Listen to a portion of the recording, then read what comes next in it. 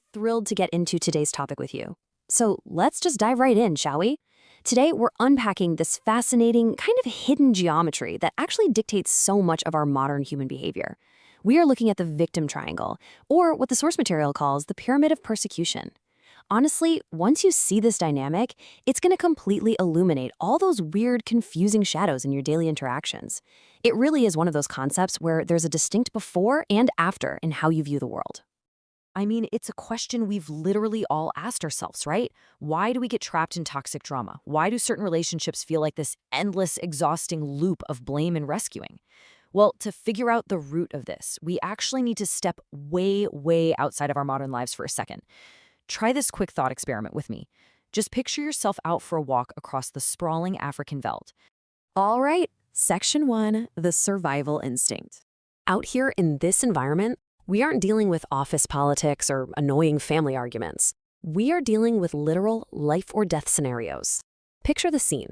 Off to the left, the grass sways. And bam, a hungry lion locks eyes with you. Off to your right, there is a small herd of zebra, and directly ahead of you is a tall, sturdy tree. In this exact moment of true, visceral danger, your body doesn't pause to weigh the moral implications of what to do next.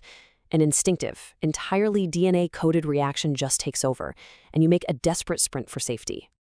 Now, what's so wild about this is how perfectly this literal survival scenario maps right onto our psychological roles. Think about it. The lion hunting you, that becomes the persecutor. The tree you're frantically climbing, that's your rescuer. The zebra herd you're leaving behind to fend for themselves are your fellow victims. And you, running away for your life, are the victim. This exact unthinking instinct has successfully saved humanity for millennia. It's totally organic, it's rooted in survival, and it's perfectly at home in a life or death scenario. Moving right along to Section 2, a modern epidemic of fear. So for most of human history, this survival instinct stayed exactly where it belonged, in situations of actual famine, war, or, predatory threats. But lately, something has gone very wrong, and we've transitioned into a constant, chronic state of modern anxiety. The source points out a few specific societal and environmental factors that have basically caused our everyday fear quotient to explode. We've seen the breakdown of tight-knit small communities and family fragmentation, which just means way fewer stable interactions. Then add in the constant exposure to media and propaganda, which, let's be honest, often benefits from a fearful, easily manipulated public. The author even points to physiological stressors, like, did you know widespread magnesium deficiencies can play a role? Whatever combination you look at, the baseline level of fear in society has just been creeping higher and higher every single decade. Which brings us to the crucial point. What actually happens when fear rises so high that your body registers it as a life or death threat, even when there's absolutely no lion on the horizon? Well, that life-saving instinct gets stuck in the on position, and an instinct that was only ever meant for short, intense bursts becomes deeply, deeply destructive. We're talking rising blood pressure, adrenal overload, and a fight or flight response that simply never shuts down. And that leads us to Section 3, the victim triangle roles. Under this constant invisible pressure, that basic foundational triangle we saw in the African veldt, it mutates. It stops being a fleeting reaction and turns into an inescapable three-dimensional trap for a lot of people. You have the persecutor, the rescuer, and the victim.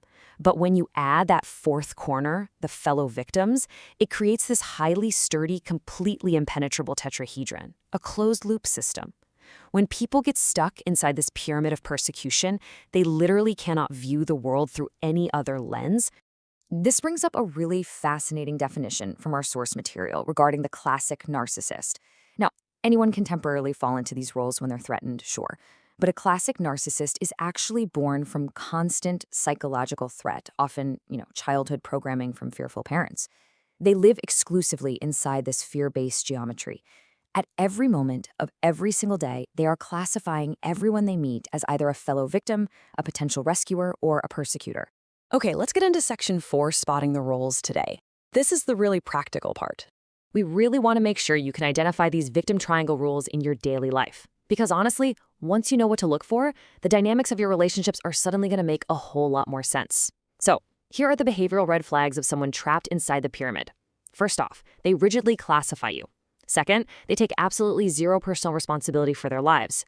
Everything is someone else's fault, literally blaming everything from the government right down to the weatherman. And here's perhaps the most telling sign. If you step into one of their expected roles, like rescuing them, they will show visible, immediate relief. They finally know what to do with you. But what happens when you refuse their invitation to play along? Well, for the person inside the pyramid, your refusal causes a total short circuit. It breeds chaos, disorientation, and panic simply because you aren't following their script. But for you, standing outside the pyramid, it can be incredibly frustrating. You're just trying to authentically connect with someone, but they only see you as a label. You might be super tempted to just play the rescuer or act like a fellow victim just to keep the peace. But trust me, that is a dangerous trap that completely strips away your own authenticity. Now, it's absolutely vital to remember this quote from the source. This is a sad and desolate mindset that is deeply disempowered and resentful. This behavior, it isn't inherently evil. It's just a state of profound, desperate fear. The inhabitants have no personal power left because they've given it all away to their perceived persecutors. Recognizing this actually requires a lot of compassionate objectivity on our part. Think about it. They didn't choose to be lost in the forest, and they definitely won't hear you if you just stand there yelling that they're surrounded by trees. And the author makes a great point that this dynamic doesn't just happen in our living rooms, it is scaled up big time by those in power.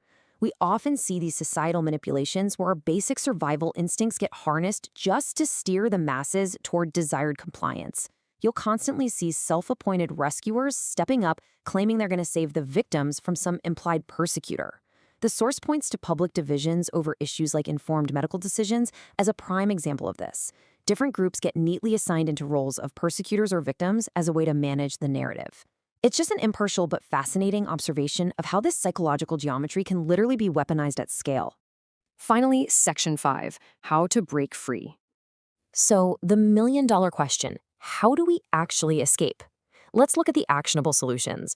But also, we gotta face the somewhat harsh realities of escaping this dynamic. The approach entirely depends on who is actually stuck. If you're brave enough to realize, hey, it's me inside the pyramid, then the path out is super empowering. You must take 100% responsibility for your choices and assign absolutely zero blame to anyone else.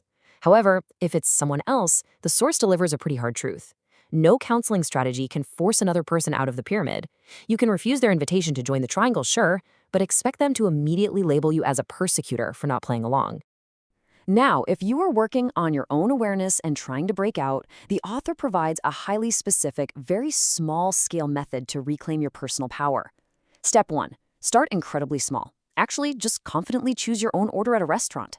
Step 2. Fully embrace the consequences of that choice. Whether the meal is amazing or totally terrible, it was your choice. Step 3. By practicing this, you slowly stop blaming the world and you begin to harness the awesome, transformative power of your own free will. It sounds simple, but it's a game changer. Now, for those of you dealing with loved ones who are trapped inside, here is the most sobering realization of this entire explainer. Until that trapped person actively chooses to break free on their own, you will only ever be a one-dimensional label to them. You will never truly be known or authentically loved by them in a healthy way. Why? Because their baseline emotion, day in and day out, is simply survival. And that leads us to this incredibly profound, summarizing quote from the author, Alyce Dylan. Fear and love simply cannot exist in the same heart. Chronic fear completely starves the pyramid inhabitants of any true, authentic connection. I mean, they might venerate you as a rescuer, sure, but that isn't love. It's just fear management. Look, we all have these ancient survival instincts, and they are inherently good. They kept our ancestors alive, but they become incredibly destructive when we apply them to everyday modern life. So I want to leave you with this powerful question to think about. How will you choose to step out of the triangle today? I really challenge you to recognize your own misfiring survival instincts, take total responsibility for your actions, and reclaim your free will.